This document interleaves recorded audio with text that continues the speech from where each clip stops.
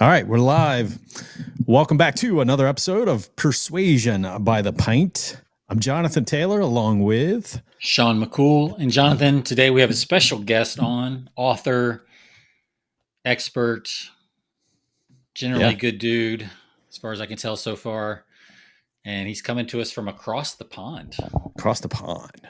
So it is 8 p.m. his time, hanging out on a Friday night as we're recording this. Yep. Living the good life with us here on Persuasion by the Pint. So yeah, it's going to be, but you've got the bio, you've got the write-up. Yeah, I'll pull it up. We actually teased this guest maybe a couple of weeks ago because we took last week off, but we said something about a cold reading expert. What is a cold reading expert? Yeah. Well, it's not a weatherman. It's not a weatherman that lives in Siberia. What would you call a cold reading expert, Sean? I mean, there's a lot of fortune telling type stuff maybe that you might come to mind if you're thinking of that kind of stuff, or a stage, some of the stuff you see on America's Got Talent when they kind of read this audience. Yeah. Stuff like that. Well, yeah. So that's, I think we've hinted on some episodes in the past, but our guest today has written a couple of books. One is How to Tell if Someone is Lying, right? So you can, I think that's his latest book. He's also written a book called Cold Read Like a Spy. I actually like that title a lot. Just to give you a little background, our guest is Gavin Stone. He is the author of the two books that I just mentioned, as well as he's also a fictional writer. He served as a security and intelligence covert specialist, has over 20 years of applied experience, globally deployed by government organizations such as the British Ministry of Defense, corporations, and ultra high net worth VIPs.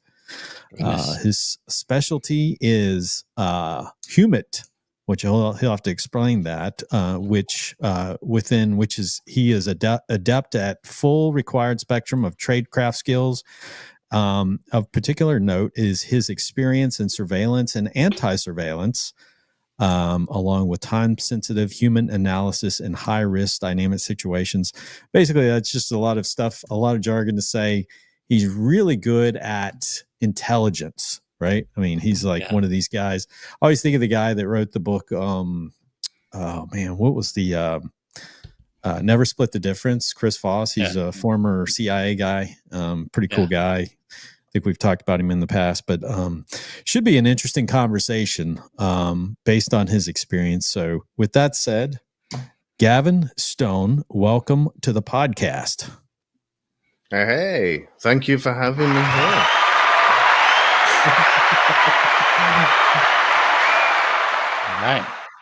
All right. Man, this is going to be a fun conversation. Yeah. I'll try my best. We wanted you to share some stories. Yeah, I've got a friend in that. Do you know Jason Hansen? Yes, I know Jason Hansen, yeah. Yeah, he and I used to work together back when he was a copywriter and I was a copywriter. We worked together back in 2010, I guess it was, up in Baltimore. So yeah, I figured that might be a similar circle. You spies all hanging out together. So yeah, he's got his ranch going up now where he's doing his training stuff, hasn't he? So, yeah. I've known Jason from way back when he first put his first book out, I think it was. He was on Shark Tank and got some made a deal with Damon. So yeah, it's pretty cool. So I remember that. Well, Gavin, before we get to our beverages, tell us, give us a little teaser of something that people might want to stick around for. Okay, so some of the things we can cover tonight, if you want to, is the two primary reasons, the only two reasons why people lie. We can go into that. We can do a little bit of the cold reading, so you can convince people that you've never met before that you can see into their soul. That sounds fun. I can even give you a little bit of the secret government training that we get on how to become more effective as a liar, to be able to cover your kind of tells or body language tells if you want. So if you want to become a bit more effective at telling fibs, as they call them here in the UK, then that'll be a little trick for you. And we can cover a few other bits and pieces as well about human intelligence gathering. All right, so we're gonna learn how to spot lies, how to not get spotted for lying, and yeah, some cool stuff. All right, sounds fun. Well, Gavin, what are you having for your beverage? Okay, so I did mention to you guys earlier that this year this August the 11th this year will have marked 4 years alcohol free, apart from Congratulations. four occasions where I had one drink on each of those 4 occasions, and so tonight I've decided to treat myself to a small bottle of tequila, only a little one. Hopefully not the whole thing. Well, we don't want to. You don't want to come off the wagon that hard. We don't want to. Yeah, we don't need a setback here. Not on our show. Yeah. We don't want to be responsible for that. Yeah, we appreciate you. Appreciate you joining. So, Jonathan, we'll cheers it up here in just a second. Gavin, Jonathan, what are you having? Where you're at? So I have a Saison Ale. This is called a cordial from Burial Ale something. I can't even read the can. I tried to pull up their website. Here's the can. Mm-hmm. Can't see it. It's a little fuzzy. I tried to pull up their website, but it wouldn't. I don't know what's going on. They need to get that thing straightened out. So the only thing I can figure out is it's a 4.5% ABV. And I think the only other Saison ale that I've ever had is the one from Blackberry Farms, that we had years back. So if it tastes anything like that, that's a good beer for sure. Yep. All right. What do you got?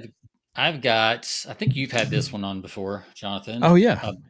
A barrel aged narwhal from Sierra Nevada, which I think of more as a pale ale company, but hey, good for them for putting out an imperial stout.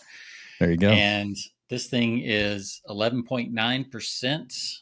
It's malts or carafa, caramelized chocolate, honey, roasted barley, and 2-row pale. And yeah, so yeah, sounds good. We'll see. All right. Well, gentlemen, let's cheers it up. I guess, are you drinking? You got let's see your glass there. Oh, I don't even have a glass. I did, but I decided just to go old fashioned, old school, and just go straight out the bottle. So just swig it out of the bottle.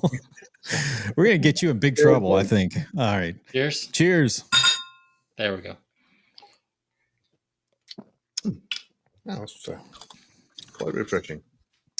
All right. So we'll notice if your accent gets too thick, we'll know you've had too much, right? Yeah, or if you cannot understand the word I'm saying at all, or if I drop off the chair. Either one would be good indicators for sure. I'm sure it'll be entertaining at the very least. All right. Well, let's give it a quick rating. So you got I mean, tequila's tequila, but would you give that on a 1 to 5 pints, 5 being the best? Where would you rate that? Do you know what? I'm going to go down a route here really quickly, if you don't mind. I'm going to go on a bit of a tangent because there's a reason I picked tequila. And the reason I picked tequila is because it helps prevent dementia. It's almost sugar-free. It reduces inflammation. It lowers cholesterol levels. It strengthens your bones, improves your sleep. It doesn't give you a hangover if you drink the silver tequila. Assists with weight loss, can help with digestion. There is so many benefits of tequila. It's untrue. And it has been helping ugly people get laid since 300 AD. So for that, I believe that part. I don't know about the other stuff. Yeah, we'll have to figure out if those are lies or truths. But I'm going to give it a 4.8, I think. And the only reason it's not getting a 5 is because it doesn't come out the tap. Oh, okay. I like it. We'll work on that. Jonathan, what do you give that? It looks like a Saison. Saison. Yeah. I don't even it's a little cloudy, but it is very good. I'm going to give this in a 4.6. Good. All right. I'm going to give mine we got a good show today. I think I'm going to give mine a 4.5. It's not too sweet, especially for 11.9%. It's not too sweet, but it's definitely, you're not drinking a lot of these, so. Yeah, no, not at 11%. So yeah, it's a pretty good beer. It's a pretty good imperial stout. So I'll give it a 4.5. My guess this will get a little bit better here as it warms up a little bit. I had it pretty cold. So excellent. All right, let's jump in. Let's figure out who all's lying to us and how we can lie to people and not get caught. Yeah. Real quick, Gavin, give us a little background on yourself. You don't have to go all the way back to high school, but just share with us a little bit about your experience in intelligence and I don't know, are military? I know it's military intelligence. Did you start off serving in the military? No, I didn't. I joined the Rifles over here in the UK, which is light infantry, and I was so many weeks into the training, and I had a tap on the shoulder, and they said, Mm-hmm. "Hey, would you like to come and work in intelligence?" And they Okay. made me an offer that Sure. was too good to refuse, and that was where it started. Great. Well, you must be Well, smarter than either Jonathan and I, because we didn't get that tap when we were both in the The infantry. only tap we got was in the rear. It's like move faster. yeah, well, I think it was just the right people, right place, right time. So, Yeah. but yeah, it was most of my career has actually been more of a contractor rather than working for the government directly. Even though I have worked for the Ministry of Defence and other allied governments. But the short version or the summarised version is I didn't have an official role. I was what's known in the trade as a floater. And I'd be doing TDYs or temporary duties all over the place. And this could be anything from covering somebody who's away sick for the day or on vacation, right up to temporary contracts in a hostile country or a foreign country or whatever the case may be until that particular task was over. So I've done a good old mix of things. And because of it, it's allowed me to work with some wonderful people in all different different departments, different regiments. It's been great, such a great spectrum. So wide varied mix of people and countries that I've worked with in different forces, from military to intelligence to police, as well as the private sector as well. So definitely enjoyable. Wow. That's cool. I do want to bring one thing to your attention, since you worked with the Department of Defense or whatever it's called over there. You guys spell defense wrong. I And know. I don't know if that has anything to do with why you lost the war 200 years ago, but Stands a chance. Yeah, I mean, if you could pass that up the chain, that'd be. I'll send a memo, but they're not very good with it. They've still got us driving on the wrong side of the road. So I mean, what can I say? Yeah, This can take time. Yeah, that's another strike. Yeah, goodness. No wonder you couldn't keep hold of your colonies. Oh yeah. Well, what can I say? If you could see the state of Britain right now, I'm not. You know what? I'm not going to go there. It'll end up going political. Yeah. Oh, sure. It's pretty easy. Well, to do these days. so you teased us. You gave us a nice tease at the beginning, and we'll talk about your book. But you mentioned there's only two reasons why people lie. Mm-hmm. Let's start there. Okay. Well, everybody's got subcategories of these two primary reasons, but the only two reasons that people will lie are quite simply protection and gain. And it's similar. It's whether it's protection of yourself or protection of others, or whether it's gain financially, or whether it's gain in a social situation, or whatever the case may be. Anytime that there is a lie told, it will fall into either of those two categories. And the reason I bring that up is because of the fact that if you can figure out which category it falls under, then you can then figure out the motivation for the lie, and that will then help you to get to the truth. So, like I say, I'm sure you can think of examples, whether you've told a lie yourself or whether you know other people that have lied, and you can think of the reasons behind it, and it will fall into either protection or gain, one way or the other. And protection doesn't necessarily mean physical protection. It could be protection of your reputation or, that kind of thing. So, but those are the only two reasons that anybody will ever lie. Yeah, it makes sense. I mean, some people lie for no reason whatsoever. You're thinking you don't even need to say that, but I guess it still falls into those two categories because, even when they don't need to, they're always, making themselves better than what they really are. I guess. So if you think about that, when people say, "Oh, people lie for no reason," there is a reason that you may not even know. Maybe even they don't even know, but that will fall into the category of gain, because for them it's giving them some kind of satisfaction, or whatever the scenario is. Whether it's just a case of you do get these pathological liars who appear to be lying for no reason, but for them it's doing something that gives them the chemical release in their brain that they need. So if that's the case, it comes into gain.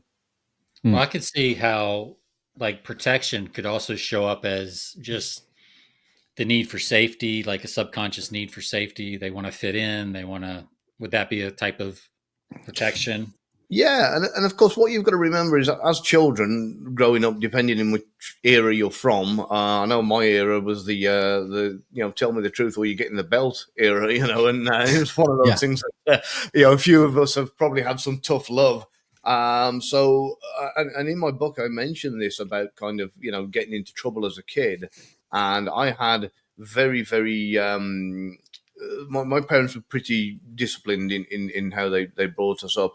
And what that did, unfortunately, and I've worked on this and I've spoken to a lot of different scientists and behavioral scientists and psychologists about this, and we all tend to agree that a seriously over strict upbringing actually creates children that become better liars.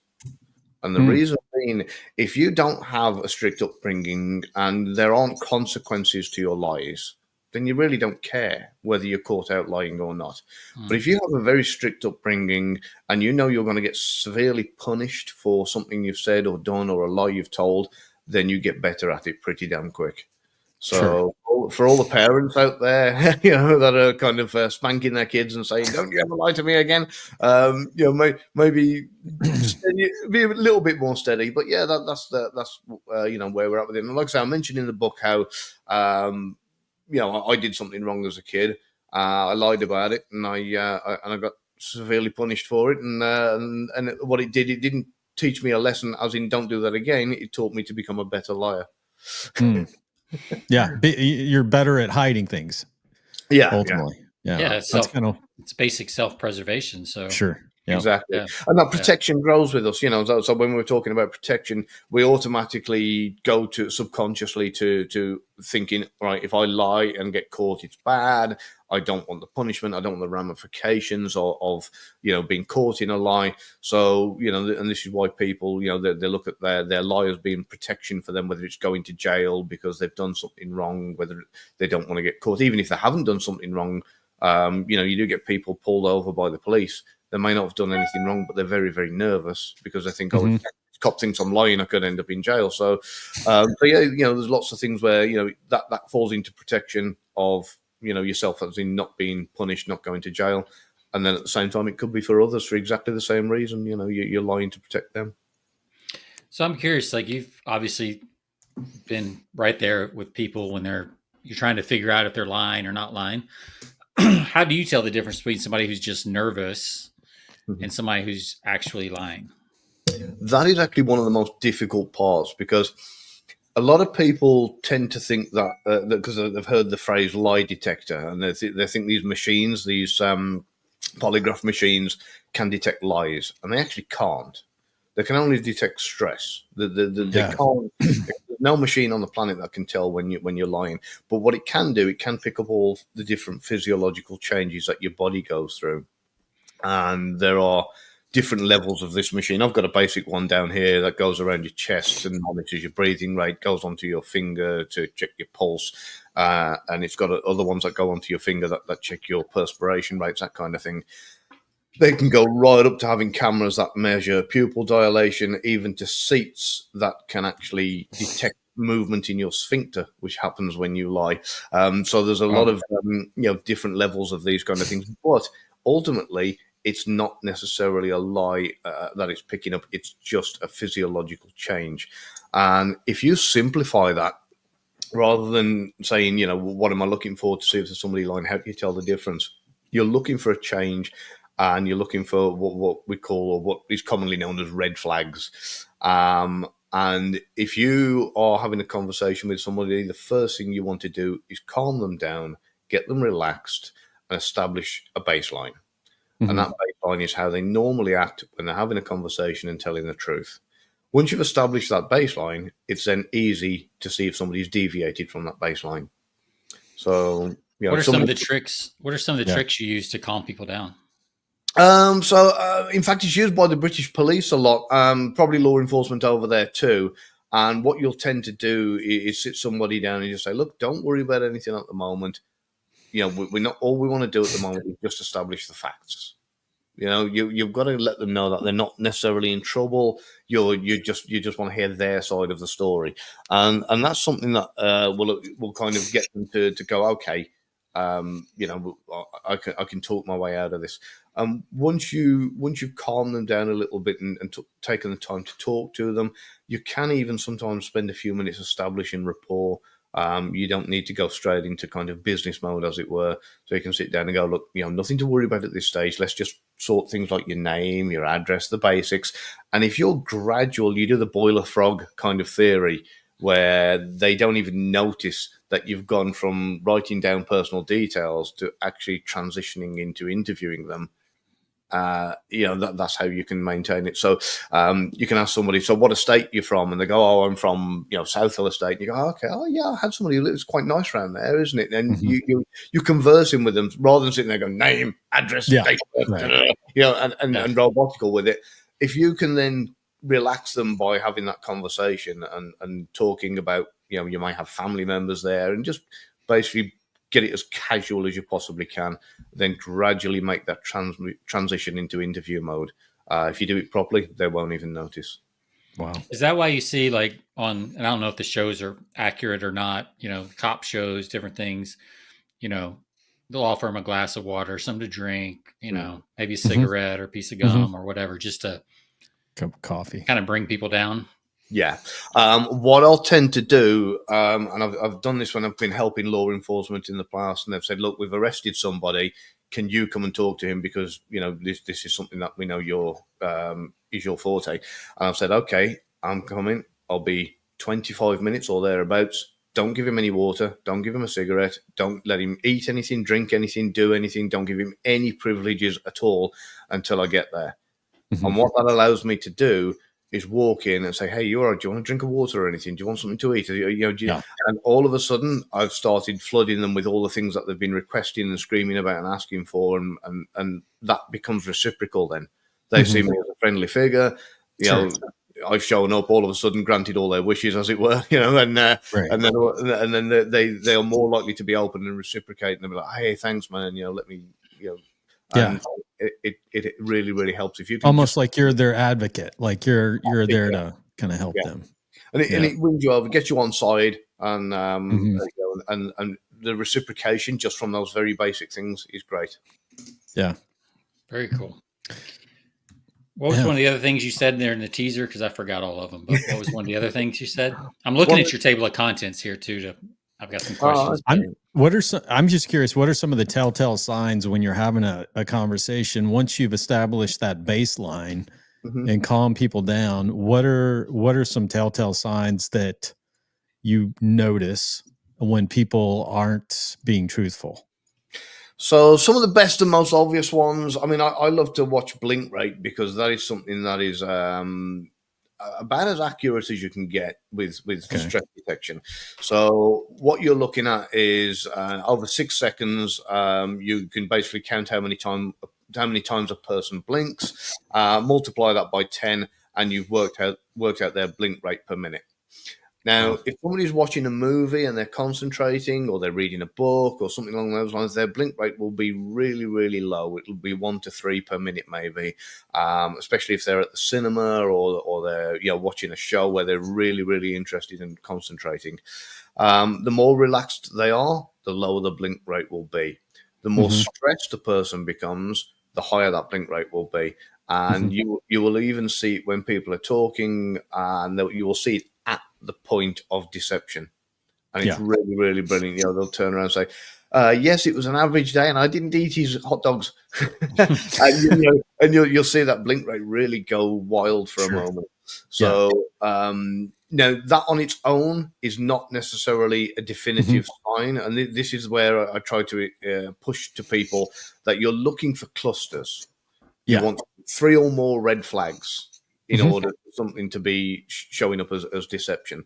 So if somebody folds their arms, for example, which is one of the big misconceptions, and it's on there and they're just talking and fold their arms, it doesn't mean anything. It doesn't mean anything at all.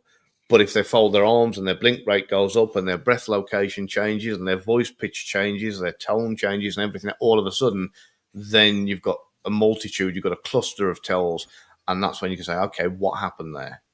Why did that person all of a sudden get stressed when talking about this particular subject? And that's when you can start investigating a bit more. It doesn't necessarily mean they're lying and being deceptive, but they are being stressed out over that particular topic or question, or so you can then push a little bit further. Sure. Yeah, that makes sense. That's good advice, I think, for all our listeners who are going to go home and interrogate their teenagers. Yeah, look for a cluster, not just one thing, right? Yeah. Yeah, it could be anything. I mean, I also I'm qualified in something called statement analysis, and this is one of my favorite things of all, because this is something that sometimes you don't need to be a deception detection expert. You just need to listen to the sentence. And I've used this kind of example a couple of times. You might turn around to somebody, for example, and say, "Hey, have you taken my wallet?" And they might turn around and say, "I don't even know where you keep your wallet." They didn't say no. Right. They didn't deny it. They haven't told you, "No, I haven't taken your wallet." That's what you're listening for. You're listening for no. If they don't say no, that on its own is a red flag. And then if they kind of deflect more so than answer, just because they don't know where you keep your wallet, doesn't mean they haven't found it. Doesn't mean they haven't come across it. Doesn't mean So it could be any number of things. So I could kind of walk into your living room, see your wallet on the floor, pick it up, put it in my pocket, and think, "Oh, he hasn't noticed. He's dropped that." Sit down. You say to me, "Hey, have you taken my wallet?" And I say, "I don't even know where you keep your wallet. I haven't lied to you." Yeah. Do you understand? Yeah. Oh, yeah. And this is because of the inherent human nature to not want to lie. Deep down, we don't want to. And because of that, we will tend to deflect with the answer. Yeah. We think we're being smart. So hear that from politicians. I call that political speak. Yeah. That's exactly what it is. And and there are other things like that you can look for as well when it comes to storytelling.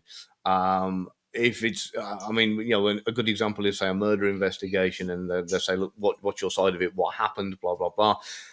You'll find the ratio will be about 25% setting the scene, 50% saying what happened, and 25% wrapping up what happened afterwards. And that is a truthful ratio, 25, 50, 25.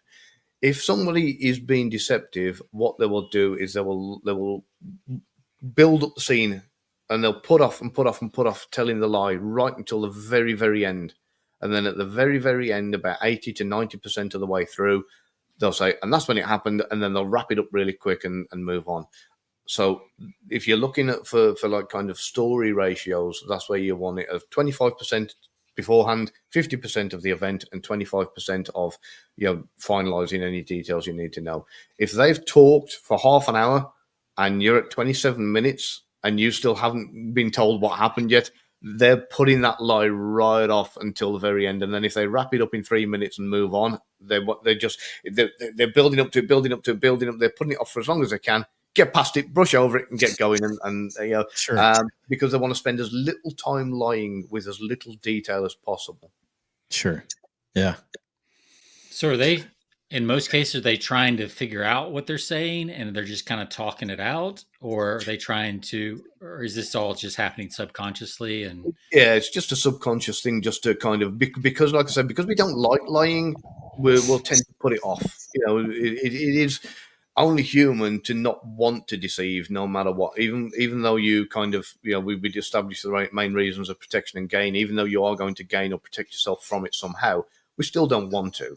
So it's like anything. The jobs that you really don't want to do and you procrastinate over, you put them off until you have to do them, and then you go and get it done, and then and that's pretty much how it works with liars. They will kick the can down the road for as long as possible until they got no choice other than to say the lie, and then they'll say, "Quickly, get over it and wrap it up and gone." You mentioned blinking. Like, what are some other telltale signs of the eyes? Because I always heard, like, if you look, is it when you're looking, if you're talking to someone and they start explaining something and they look to the left, that means they're trying to. Is that a sign that they're making up, or they're trying to fabricate something, or just, I don't know what they're. Yeah. Well, see, it's called eye accessing cues, and it's absolutely brilliant. And yes, it does work. However, the Pentagon spent a hell of a lot of money disproving it because it didn't work for them. They wanted a roadmap. They wanted a one-size-fits-all. Up and left means lie. Up and right means truth. And it doesn't work like that. See, what happens is Where you go to access your memories might be up and left, but where you go to access yours might be just up and slightly to the right. So everybody is slightly different. There are majorities, and there are, there are trends and that kind of thing. Like most people, when they're thinking of an emotional memory, especially if it's a negative emotion, will tend to go down and right, but not everybody. So this is where you've got to go back to baselining them again. And again, this works really, really brilliant. You can do it with a pen and paper. You just draw an eyeball shape. And I've done this when I've been taking notes. And I'll say to them something along the lines of, hey, where did you go to high school? And they'll tell me. And I'll say, think back. What colour were the walls in the classroom at your high school? And then I'll see where their eyes go. Because I know this is they are genuinely accessing that memory. They're thinking back to high school. They're going, what colour were the walls? Were they green? Yeah, they were light green. And, then they'll give me an answer. And on my little notepad, I'll just draw an up and left arrow on to the eyeball and say, that's where they go when they're accessing a genuine memory. And then I'll ask them to do something really, really crazy. I'll say, look, humour me. Kind of think of a purple dragon flying across a green sky, breathing out glitter. I want you to visualize it. And then, their eyes will go somewhere and it may be up and right. And I'll go, right, okay, this is created memories. And I'll give them something so obscure that there's no way they've ever come across it, so that it can't come from their memory. It's something they have to create on my request. And as soon as I've got them to visualize it, I see where their eyes go. Again, that's giving me creative memories. Now, I've got those two arrows now. So if I turn around to them and say, right, where were you on Friday night? And they go up and left, I know that they're giving me an answer from their memory. If they go right, I know they're giving me an answer that they're creating. So that's a very simplified version of eye accessing cues, but it is very accurate once you know how to use it properly. Yeah, that makes sense. I took a NLP course one time, and they were talking about how people visualize past. Like if you visualize a timeline, like you said, people visualize it slightly different. A lot of people, it passes on the left, future's on the right. It's out in front of them, but some people see it front and back, and the past is behind them. And some people see it at an angle for some reason, or So yeah, that's a good tip to figure that out and ask a couple questions around that.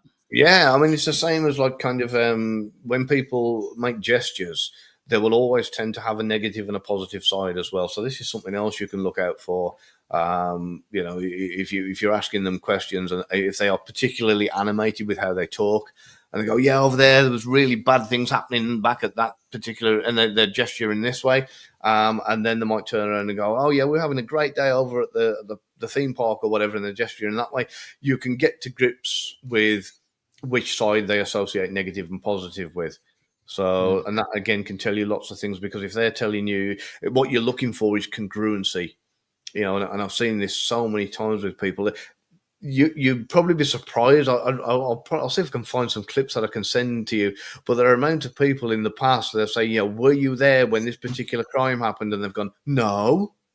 And their voice is saying one thing, and their body is saying something completely different. Right. So there's actually that brings up a point that I wrote down when you talk about the body.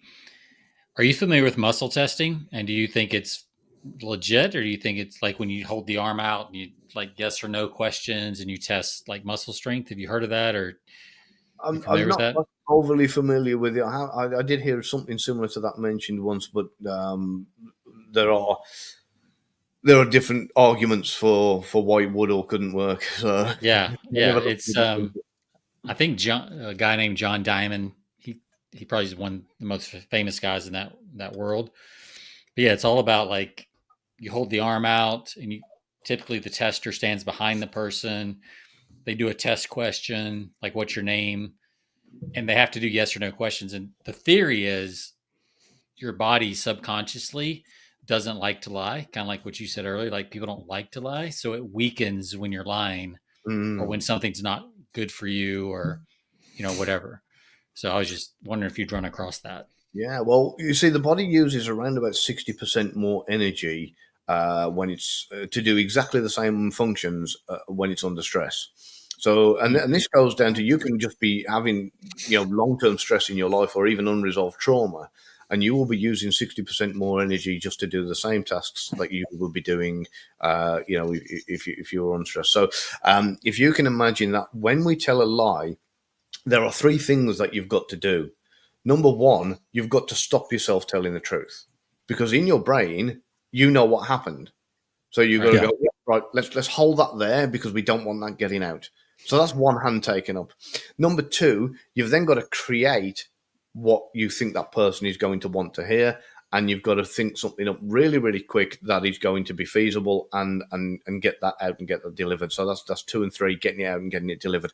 So if you can imagine you're doing those three things at once, you're trying to hold something back, you're trying to build something over here, and you're trying to get it all delivered at the same time, all of a sudden you're under a lot of pressure physically and mentally to make something happen. So as much as I'd like to say that theory is not 100% accurate, I can see why the science behind it would, definitely hold some weight. Yeah, I think the body's a lot smarter than we give it credit for, especially here in the Western world where we think everything's about brain and logic and everything else. I think there's a lot of stuff about the body we just don't even understand yet. Oh, without doubt. Yeah. So, what were some of the other things? So we've got some tells. Any other tells we've missed that we should talk about before we move on? There are masses of them. So and I could waffle on about this for hours and hours and hours. So I don't want to bore you, but I'll give you some basic bits and pieces. And the one that I said was the congruency of the head, and like I say, it does happen a lot. If you'll say to somebody, were you here when that happened, and they're going, yeah, I was here, and they're shaking their head side to side, then again, it's something that you're going to be going, I'm not sure I'm buying that. Especially if there's voice changes. You've probably heard over dramatized kind of TV programs before where somebody's been accused of something, and they'll turn around and say, did you drink my beers? And I go, no, no. And it is kind of done deliberately for stage, but there is some truth in it. Voice pitch will change. You got other things on top of that. You got like your cadence, your pitch, your speed, your tone, and everything else that you can take into account. So if you're talking to somebody and you say, "Did you steal my car?" And all of a sudden say, "I was at home all day. I never stole your car." And no. What was that? So you're listening for all of these things, these changes, and the kind of the congruency of what's being said versus what the body is saying. So congruency is the biggest thing. If things don't match and hurry up, that's when it's time to worry. I notice like some people in interviews that I notice they have like wide eyes. Is that a telltale sign? Like people like when they're trying to talk about something, their eyes go like, really, or are they just on something? Could be either, to be fair. Wide eyes, you've seen like when somebody's in fear mode, if you can visualize the kind of the deer in the headlights kind of scenario of that wide eyes of panic and fear. If somebody has been caught in a way where, you've surprised them with a question that they weren't expecting and they go, that in itself is a sign of panic. It doesn't necessarily mean deception. It could just mean like kind of, I wasn't expecting that. You might have caught them off guard. So, and this is where, like I say, you're looking, there is no Pinocchio effect. You can't just say, he did this, so therefore he's lying, or he said that, and therefore, you have to look for these clusters, and then you have to say, okay, there was something that changed. Why? And that's when you can dig a little deeper. So there's a chapter called Beliefs and Biases in your book. And as a copywriter, one of the things I'm fascinated by is just our cognitive biases. And I've got this chart of like 167 different cognitive biases that we all have. How do you differentiate between just cognitive biases where people just kind of are biased or believe one thing versus like they actually believe it, but to you it might be a lie, but to them it's just a bias or a belief? How do you, and I don't know if that's what the chapter's about, but that's what it made me think of. Well, I'm going to give your listeners a nice little trick here for when it comes to finding out. If you want to know what somebody thinks of something or someone, then ask them how they think other people view. So if you want to say, for example, let's not pick somebody current. Let's say Michael Jackson. You could turn around and say, how do you think other people view Michael Jackson? Now, if they come back and turn around and say, oh, he was a criminal and he was X, Y, and Z, and they say these negative things. That's not how they actually think other people view them. That's how they view them. Yeah. If they turn around and say, "Oh no, I think he was accused of things that he didn't do, and he was a talented man, and he was unlucky, and they sacrificed him or whatever," that's what they think of it, not what other people. So just keep that question in your kind of. So it gives them permission to say what they really think without you judging them one way or the other, right? Yeah, especially in today's political world, there's such a massive divide between political figures, whether it's Joe Biden, whether it's Trump, you name any political figure right now from the last kind of decade plus, and you talk about them. People are so careful because they think they want to be like, well, what do you think first? They don't want to start getting into rows. They want to keep that friendly. So you can say, how do you think people view Barack Obama over in this part of the world? Or how do you think, what do you think the current kind of public thought is on, Hillary Clinton or whatever the case? And that they will, like you say, it gives them permission to then say, this is what I think without it actually being attached to them. That's a cool little trick right there. I like that one. I'm gonna tattoo that one. I'm gonna put that on my arm and tattoo it so I can remember it. Hold on. Let me read this question to you. Yeah, that's a good one. And that's pretty much kind of the methods I'll use to get around any beliefs and biases and that kind of thing. I'll use similar tactics to that to find out whether this is somebody being untruthful or whether this is just a bias that they've formed. Yeah. And we all carry around tons of them.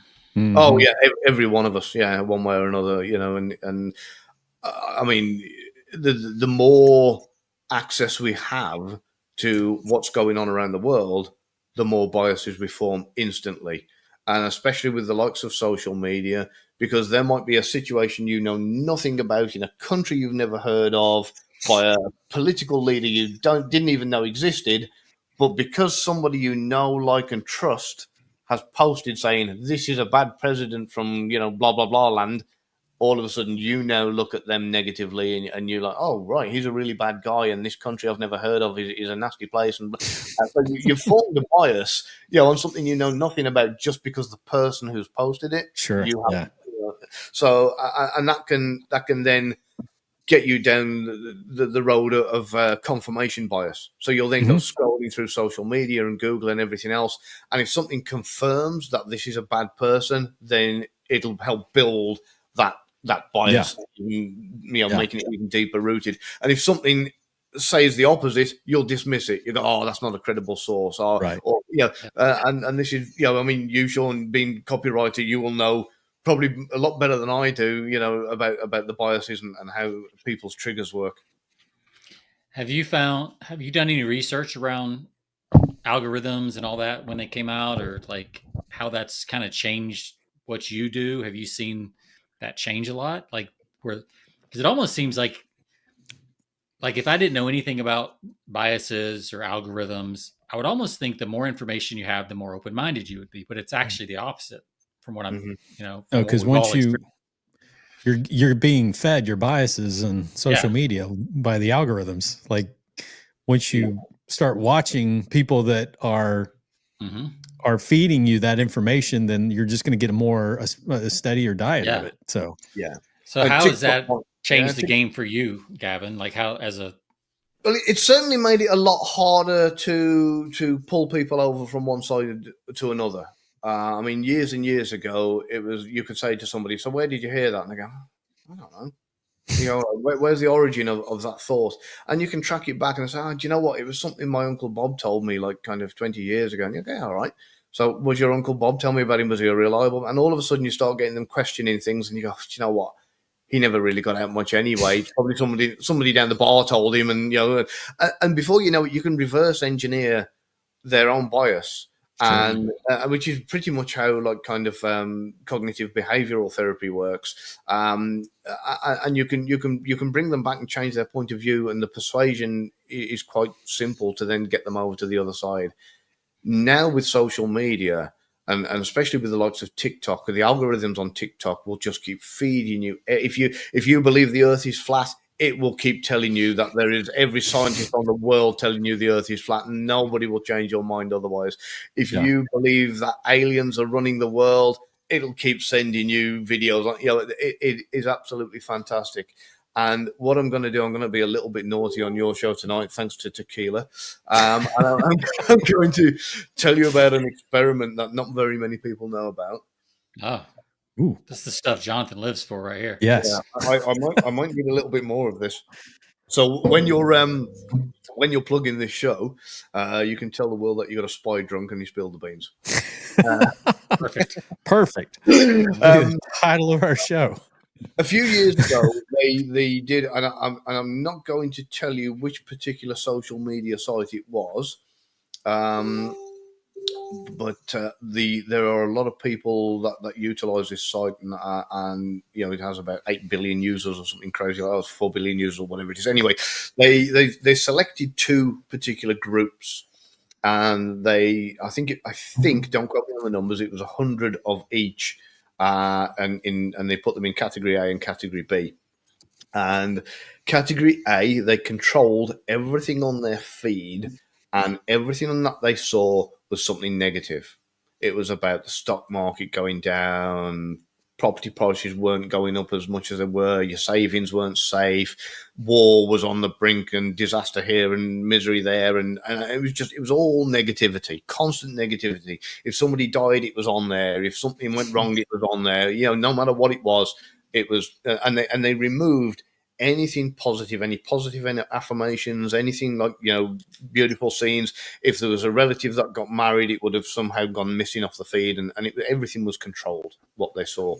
On the flip side, Group B, they got rid of anything negative. So any deaths, anything negative, you know, and it was all positive stuff. It was positive affirmations. It was people getting married. It was children being born, promotions, blah blah. You name it.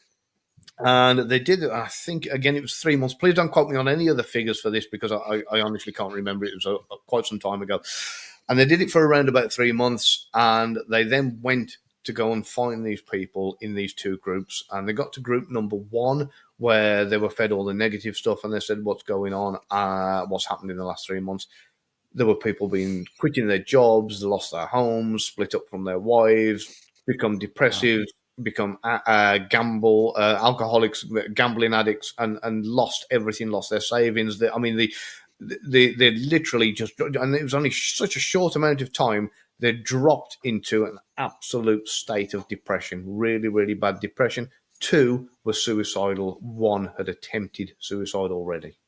Jeez. Wow. The other group that were fed all the positive stuff, they were given promotions, they'd met the love of their life, they'd booked vacations they'd been wanting to do for years, everything was going great, blah, blah, blah, blah, blah, and were having a wonderful life and absolutely living fantastically, and had never been happier. You know, and this goes to show, when you're up against $1 trillion computer that can work the algorithms of what you see, the effects that has on your life is absolutely immense. Because, you know, people think about the food that they eat for their body, but they don't think about the food that goes into their mind and their brain and what it gets fed. And everything you take in, everything around you, from the music you listen to the social media and the news you watch and everything else, is affecting your life just phenomenally. And you know, and they've discovered that, you know, just by you know, being able to do it on the feeds of social media. I need to testify up in here, man. That's some good testify, preach, some good stuff. Yeah, no, that is crazy how quick that can happen, and I can totally see that. I mean, I try to be careful with like the stuff, the channels or profiles or whatever they're called these days on Instagram, and like, you know, but yeah, that's crazy. It's kind of like the whole, like, you know, the 5 friends you hang around. That's it. Yeah, you're the mean average of the 5 people you spend the most time with. Now it's absolutely. Like the 5 feeds that you hang around the most, or the 5 topics you hang around the most. And again, the algorithms will pick this up. They'll pick the people up that you interact with the most, the people whose pictures you click like on, or messages that are sending, blah, blah. They know that most people, they might have 5,000-6,000 friends on their Facebook, maybe 2,000-3,000 friends, but they will only usually see the same 20 or 30 people's pictures popping up again, because the algorithms have picked out the ones that favorite to you and favorite to them, and put them together. Yeah, I never understood that. I feel like there has to be like I mean, I guess it works for, keeping you on the platform, but I don't know. I guess maybe I'm just too aware, and I'm like, because I notice that kind of stuff, and I'm like, where's my other friends? And I'll go look for people, or I'll just start deleting things on Instagram and finding new channels. But I guess most people are just kind of going through asleep, that they're not noticing those kind of things. That's right. They'll just keep scrolling down the feed, and it's just. Do you remember the kind of Scooby Doo cartoons where they'd be running down the hall and they'd pass a grandfather clock, then a suit of armor, then a door, then a grandfather clock, then a suit of armor, then a door, then and it'd be the same kind of. Yeah. And this is very much what you're doing when you're going through Facebook. You're seeing that same old, but nobody's really noticing. They're just going off the entertainment what's in front of them, and it gives you that dopamine rush every now and again. The little red symbol to say you've got a friend request or a notification or whatever, because it's very rare you can log on to these websites and not have a notification. They don't want by design. And if you don't, they'll send you an email telling you missed something. Mm-hmm. Yeah. And it doesn't matter what it is. It might not even be anything related or interesting. It might be like, oh, there's an event going on near you, or somebody's clicked like, or somebody's commented on something that you don't know anything about. But they'll find a way that every time you log on, you're never going on a blank screen going, oh, nothing's happening in the Facebook world today. I noticed, like, I don't get on Threads. Like, I have a Threads account, but I don't use it.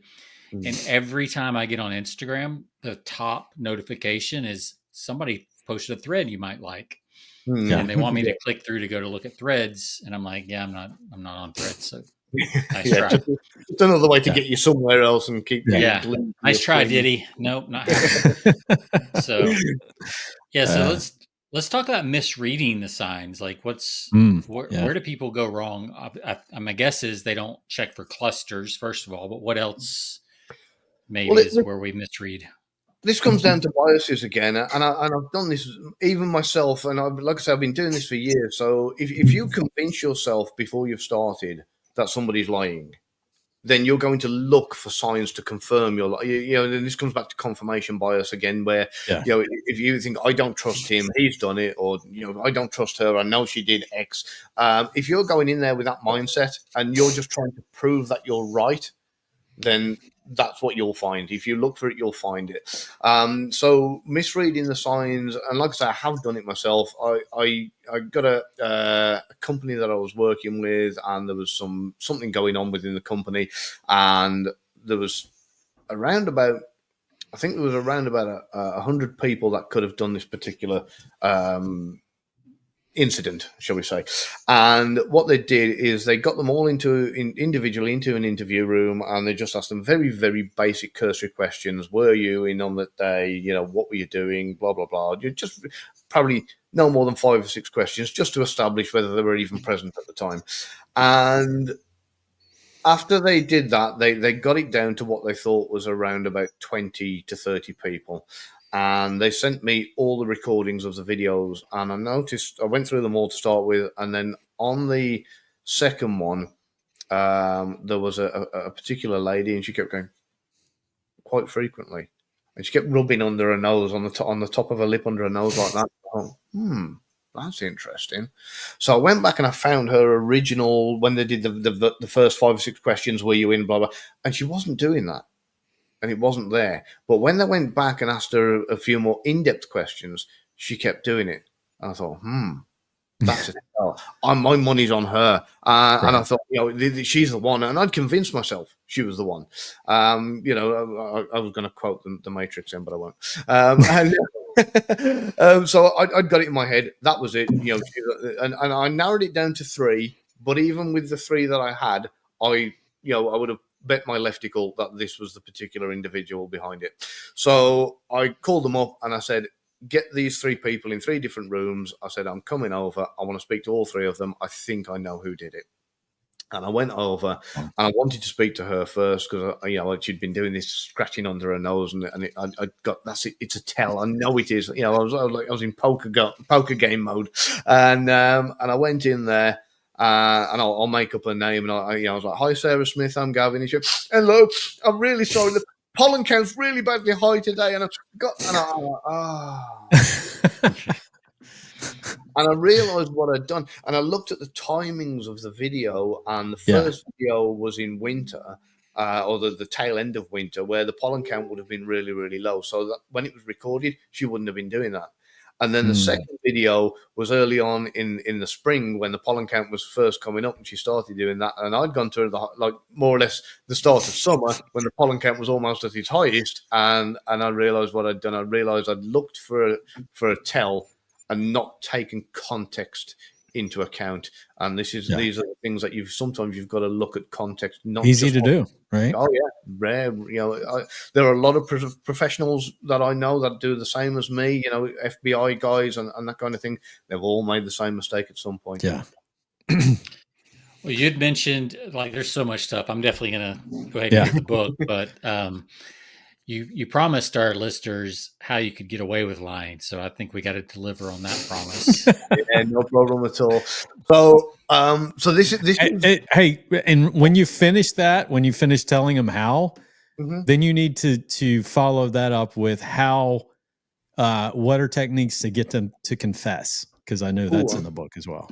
It is, yeah. So, well, if we start with covering it up, and this is something that you do in your government training. So this is something that's not common knowledge by most people. I don't even know if it's out there, but it will be now.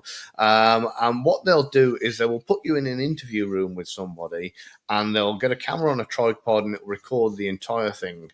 And what they'll do is that person will have a conversation with you, and they'll ask you some really uncomfortable questions, some that they know are going to make you uncomfortable, some that you're not going to be bothered about. There will be a mix of all different emotional questions and everything else. And at the end of it all, they'll give you, I say, the tape, CD, recording, whatever, USB stick, whatever. And they'll say, right, go and watch it. And you go, okay. And they go, because you are the only person who knows when you were lying. And because you know when you were lying, and you're trained in now looking for tells, work out what your own tells are. Mm-hmm.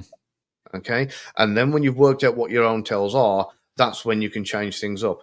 And what they'll teach you is not necessarily to hide them. So if you're somebody who, say, scratches your nose every time you're being deceptive, then they'll say, right, if you're going to be deceptive, sometimes you won't be able to contain yourself and you'll scratch your nose.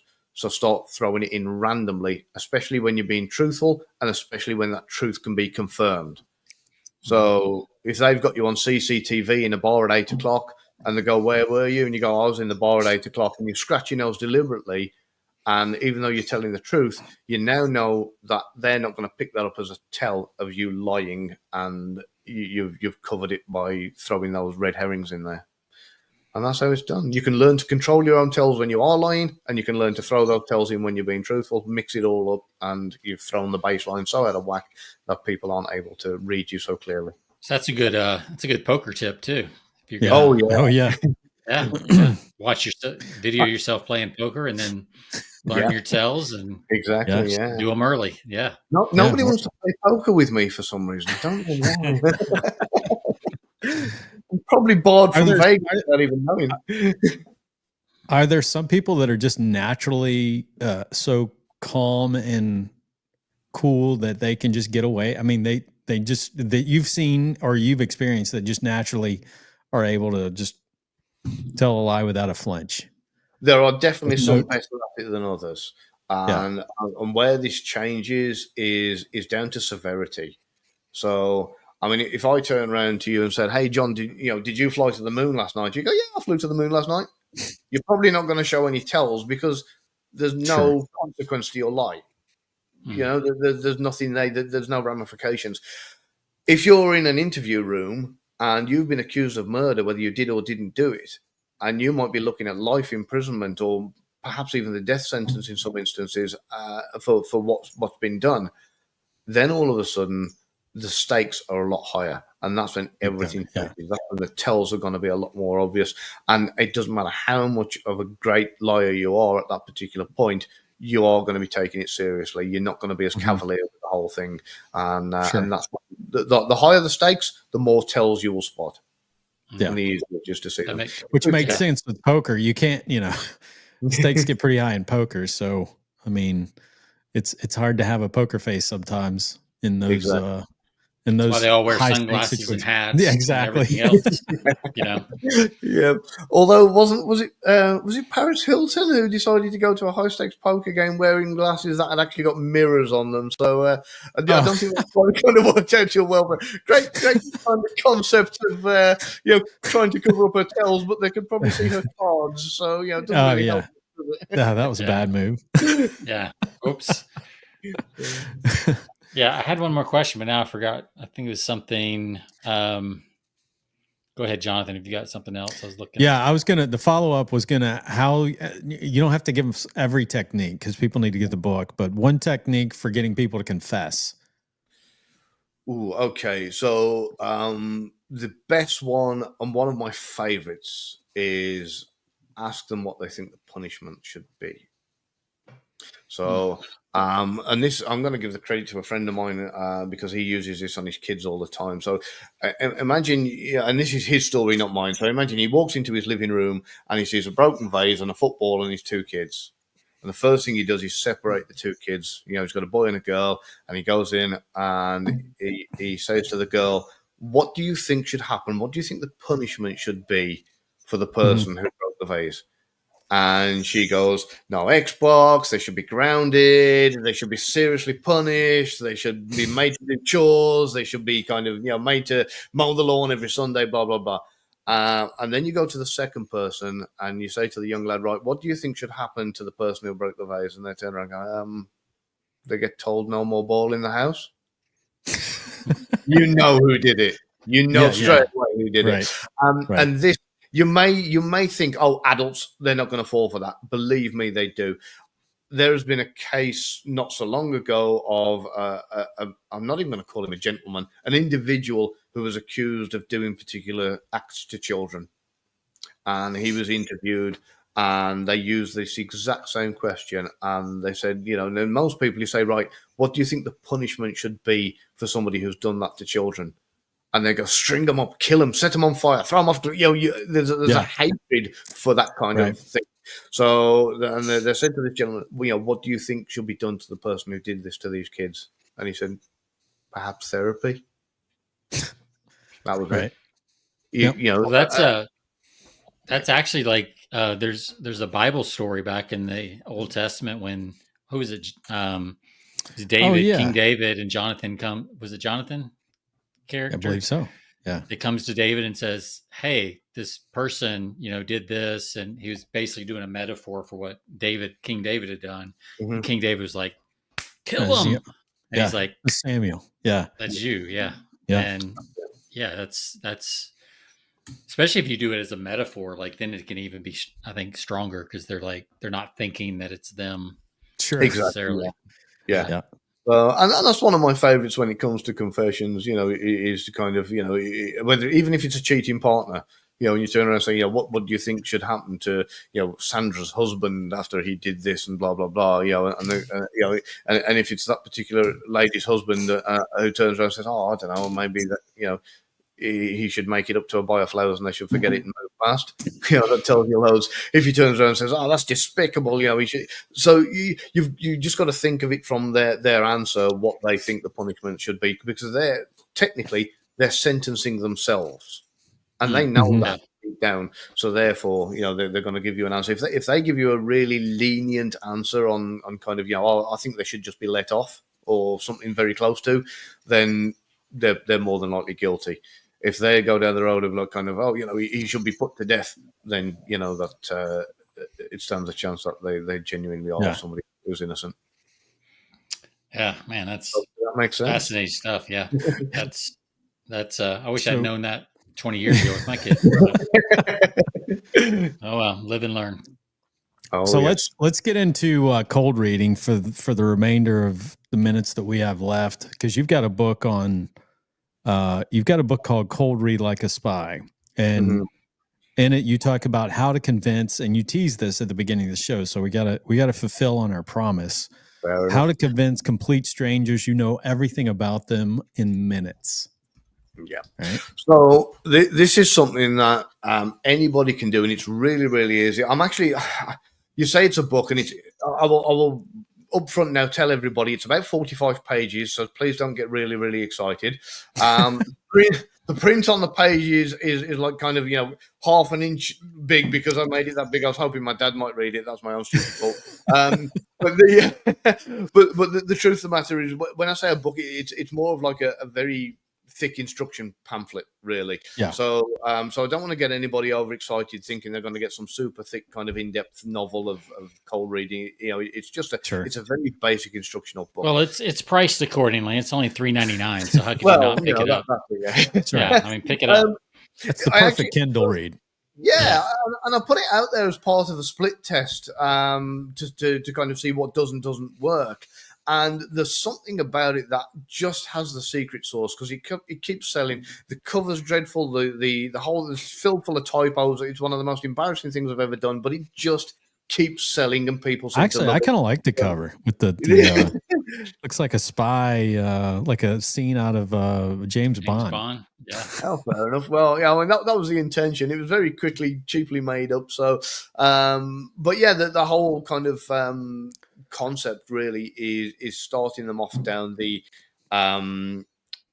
route of what's known in the trade as Barnum statements. Have you ever heard of Barnum statements? Oh yeah. Mm-hmm. So Barnum statements are a truism for everybody, but they sound like they're catered to that particular individual. Yeah, it's also known as the Forer effect. That's it. Yeah. Okay. Yeah. And there's around about 12 of them, and you don't have to learn them exactly word for word. You can change them for each and every person, but and it's just something that you can turn around and say, hey, I can see that you might be somebody who's a little bit uptight, but you know when to relax and let your hair down when you need to, or you can say these statements, and they generally conflict. They generally turn around and say something along the lines of, you keep yourself to yourself, but when you want to be, you're the life and soul of the party. So, it's kind of, you're two extremes with them. Sure. But most people, these kind of Barnum phrases or Barnum statements fit one way or another. And so you go down that route, and what that does, that creates what they call the nodding dog effect. I go, yeah, that's right. That is me. That I am like that. Yeah. And you get them winning on board, and then you can sparingly use something which are called double negative statements. And you can say something along the lines of, you don't have a cat, do you? Well, there's no way you can answer that I'm wrong. So and that's what they mean by the double negative. You don't have a cat, do you? Don't, yeah. Right. Yeah. So if they turn around and say, no, I don't, you go, no, I didn't think you did. And if they say, yeah, I do, you go, oh, I thought you had. And so you're right, no matter what. You're right either way. So, and next thing you know, they're amazing. Like, how did you know? And so you can go down all these different routes of you can make something up, whether it's, I saw a couple of claw marks on your trousers, or whether you turn around and say you just have the personality type of somebody who's a cat owner because of your caring nature and blah, blah, blah. And so you can make it up. And a lot of this, people think it's cold reading. They think, you want to be looking at belt buckles and seeing if somebody's lost weight and that kind of thing. But a lot of it is actually down the psychological route of convincing them their personality and their personality type. And I'm speeding this whole thing up a little bit, this might go on over some time, but when you've got them with the nodding dog, you've got them pretty much amazed and believing everything you say, you can start putting things in, especially here in Britain. One of the biggest selling cars of all time was the Mini. So you can turn around and say, there's something that I can see with you that has, association to a Mini. And I guarantee pretty much everybody everywhere, especially in the UK, will turn around and go, oh, my mum had a Mini. Oh, yeah, my sister's got a Mini. Or I drive a Mini. Or so somebody somewhere had one. My granddad, so they were an iconic car. Or I've always wanted a Mini. Or I've just watched The Italian Job or whatever. So you're using these things. But what you're doing, you're giving them a little bit of something, and they're then making it fit.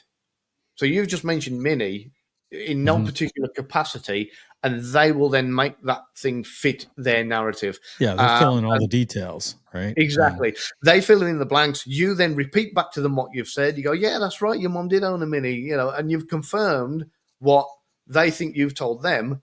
And you've taken them down that path of them going, oh, he knew all this stuff about me. I hate to burst the bubble for a lot of people out there who believe in psychics. It's not a real thing. Well, There might be some exceptions somewhere, but in my lifetime, in my experience, I've never met anybody yet who's been able to read my palm and tell me, honestly, what my past, future and present is like. Yeah. All I hear is exactly the system and the template that I've spoken to you about tonight. And over time, you can then build up this kind of, and like I say, I'm summarizing this entire thing here a little bit. This might take an hour of conversation. You then get them to the point where they think you know so much about them. You can then start asking them questions and getting them to fill in the blanks, or almost telling you, and you are just almost feeding back to them what they're saying. So, you can do. And that's basically. There's loads of things that fit, and there's loads of things that you can make fit.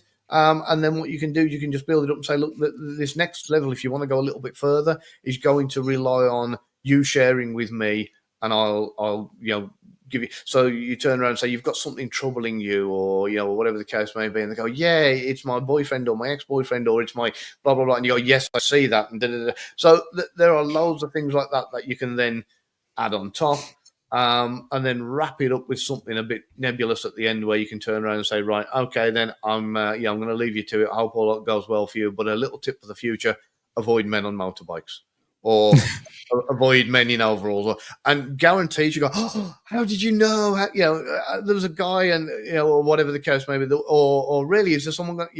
Stay away from him. So it gives them a little bit of something for the future and a little bit of hope. Or you can even go down the other route of saying, look for a guy with blue eyes. He's going to come along soon, and your life is going to change because of it. And they get all kind of like, oh, wow, that's wonderful.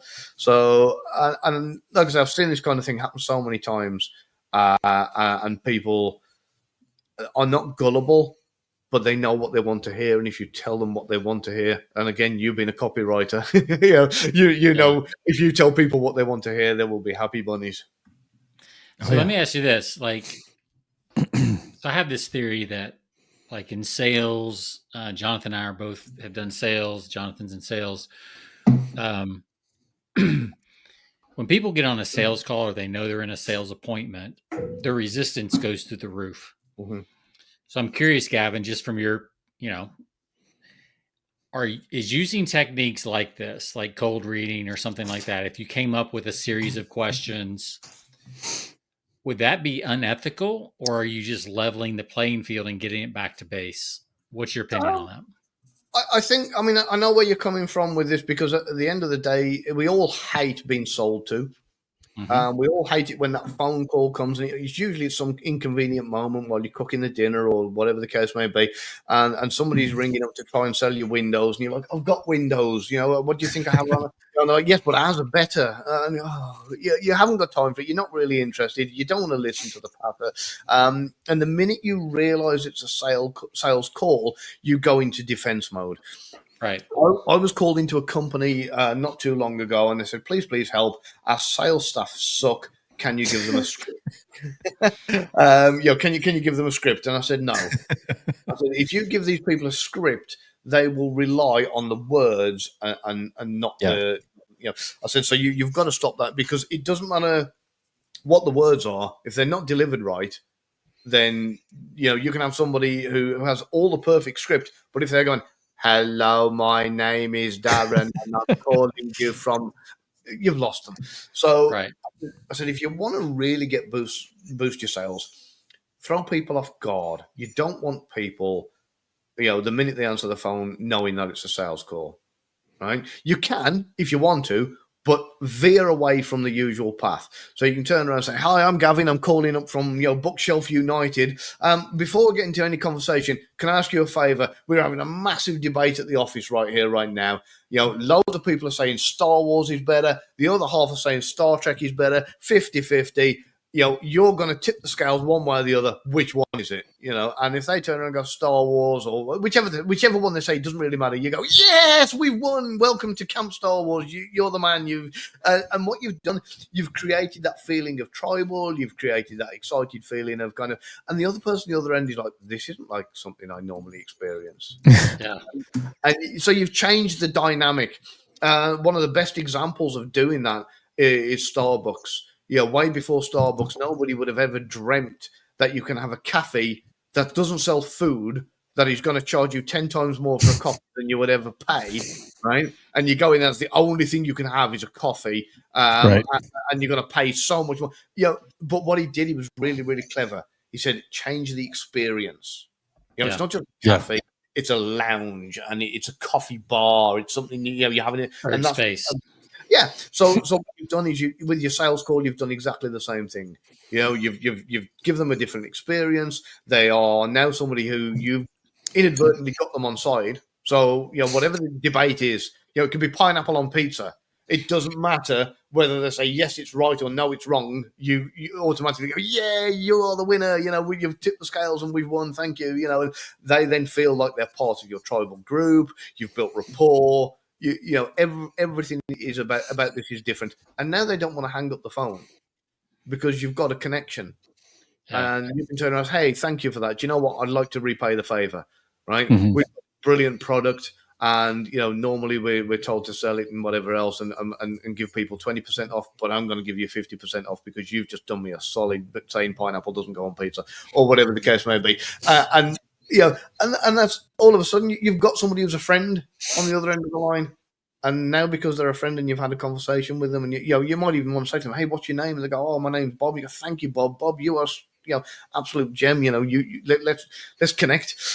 So because everything is different to your normal cheesy kind of, we would love to sell you our product and there's only 24 hours to buy it. And so that's and that's telesales, and you can use the same thing in face-to-face sales. Same thing in B2B. You've got to remember there is no B2B. People are people, whether they're in an office or whether they're in a Absolutely. Home. Yeah. Jonathan's in industrial sales. So, Jonathan, I expect to hear a story of you using something like that. Absolutely. The next boardroom you go into. Yeah. The thing is, people don't buy with logic; they buy with emotion, and they justify it with logic. Yeah. So I love the pineapple on pizza one. That's a good never ending debate. So that's a fun. And Star Trek versus Star Wars, that might go over the head of a lot of people. I think. It really does. Yeah, it's a generational thing. But I like that. If you've got a rough idea of who you're calling first, I mean, if it's something that you've had a warm lead and you've got a name and you've done you maybe done a check and Googled this person or whatever, or if they're within a company and somebody's dealt with them before, you might have a bit of an idea of what kind of a person they are, and you can go in with something that's going to fit in their world. Yeah, that's such a good point because I always research like everybody that I'm meeting with. I try to do my due diligence and find out everything in LinkedIn. Nowadays on social media, you got LinkedIn, and you can see what their interests are. Typically, if you connect with them on LinkedIn, you can see their interest, what they follow.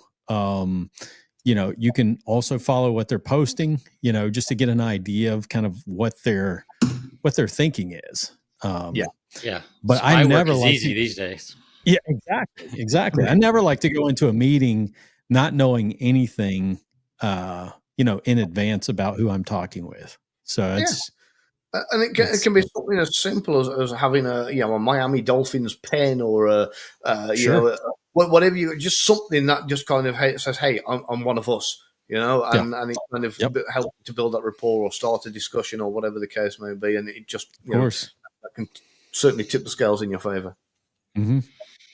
That's cool. Gavin, we may have to have you on for another episode for cold reading and go a little more in depth, but it's been good stuff. Anything you want to leave with where can people find out about you? Sure. Well, I mean, if you type Gavin Stone Linktree into Google, it's got all my social media sites and that kind of thing. Obviously, the books are all on Amazon. There's a good mix of them. That one there is probably a bestseller. Is probably the one I'd recommend if you want to learn a little bit about deception detection. The fiction novels, even though they are fiction, are all based on first-hand experience.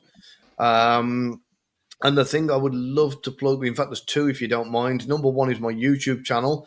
And what I do is I get a mixture of guys from the world of intelligence, all the different spies and people I've worked with in the past from different agencies, FBI, KGB, CIA, MI6, the whole alphabetic spaghetti of intelligence agencies, and I interview them and we talk about our stories from the field.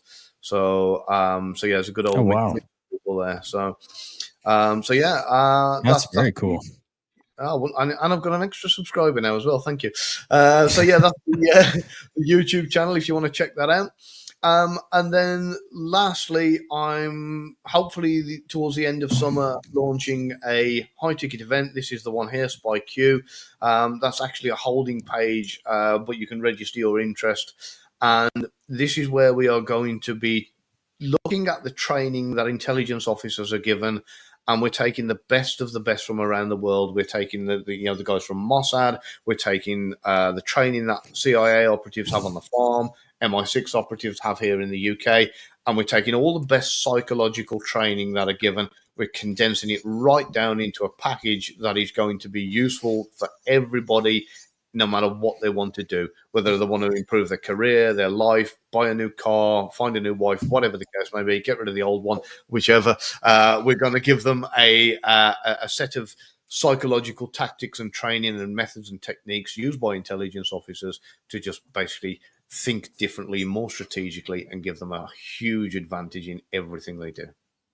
Wow. That sounds cool. I'm definitely signing up for the notification list on that one. That should be fun. And yes, that's spy-q, the letter Q.com. I put in the links for if you're watching on YouTube, it'll be in the comments on the YouTube on persuasionbythepint.com. Also on Facebook and even on Twitch, which I've never logged on to Twitch, but apparently we're there too. So. We're there too. Yeah. Well, yeah, we definitely we should have him back on because I have so many questions based on this alone. Like, well, I think we'll both read both books and then bring you back on when we can ask better questions. I would love to come back on. I mean, we've lightly touched on a series of different subjects. If you want to go deeper into anything specifically, I'm happy to do 2 or 3 episodes if you want one deep dive into them. Because I'd like to talk about remote viewing and if that's a real thing or because I hear a lot about it in the Men Who Stare at Goats. Have you not seen the movie, Jonathan? The Men Who Stare at Goats? It's a real thing, man.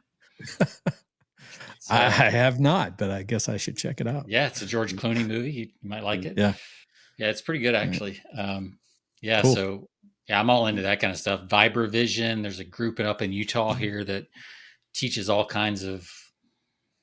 Do you know Carolyn Corey? No. Gavin, do you know her? I don't think so. I think she's over in the UK, but I mean, she teaches stuff like.